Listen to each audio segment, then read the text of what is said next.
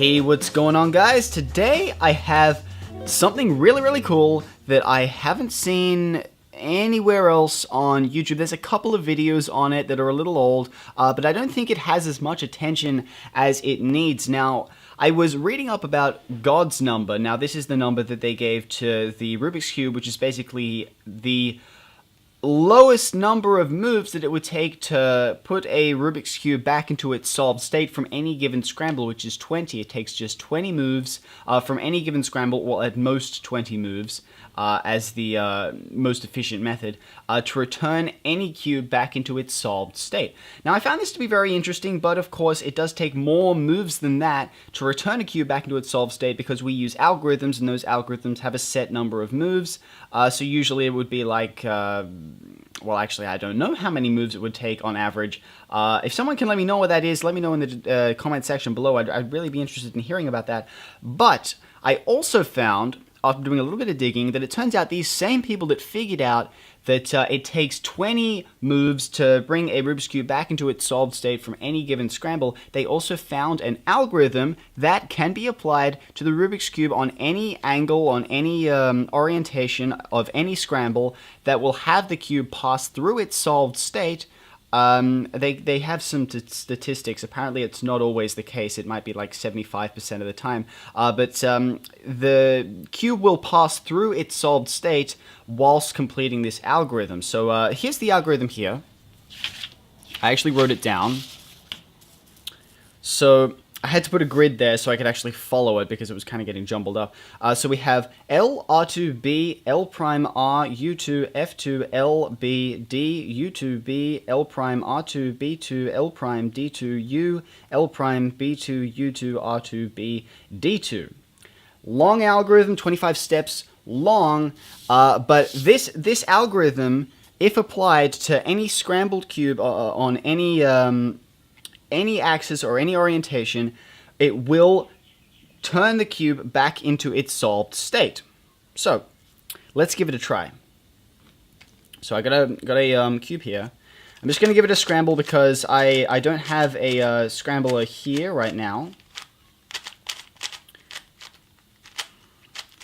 And I think that should be good enough.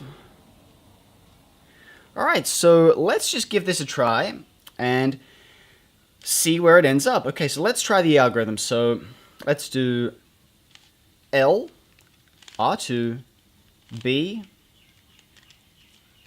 L prime, R, U2, F2, L, B, D, U2, B, L prime, R2, B2, L prime, D2, U, L prime, B2, U2, R2, B, D2. And there you have it, back into its solved state, which I think is rather interesting. I've been messing around with this all night, and I was pretty surprised to see that it actually works. That's actually a very rare case where you get right to the end of the algorithm. Usually, it will pass through its solved state at any given point on this algorithm, so you could probably get like 9 or 10 steps in. Usually, it's around 14, 15 that the puzzle will be solved. Just to prove that this works, I'm going to do it again. So let's just do another scramble here. You can try this at home. You can try this at home right now. If you have a Rubik's Cube, then you can give this a try yourself. If it's already scrambled, then you can follow along with me and give this a try. So let's just do a load of scrambling here. Okay, so that looks pretty good. So let's give this another try. So L, R2, B, L prime, R, U2, F2, L,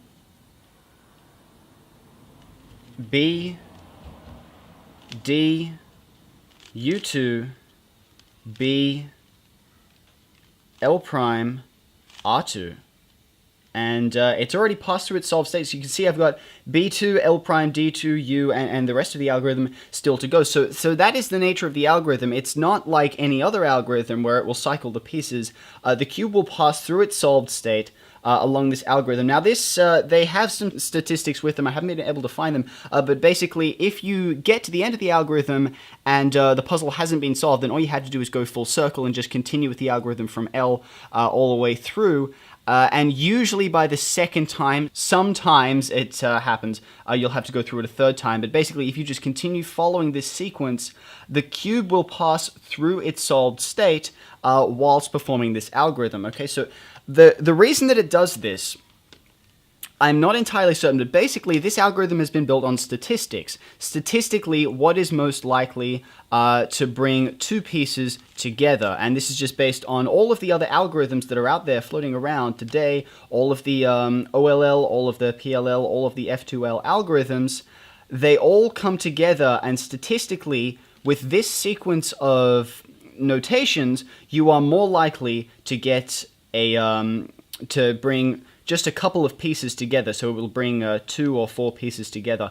And the reason that it solves the puzzle is because at some point in this process, these clusters of pieces will line up into their solved state, which I think is rather interesting. Now, I don't understand the entirety of it. If you understand this more than I do, then please provide a detailed explanation below, because I am not, set up for explaining this kind of stuff. I don't have my head kind of wrapped around it.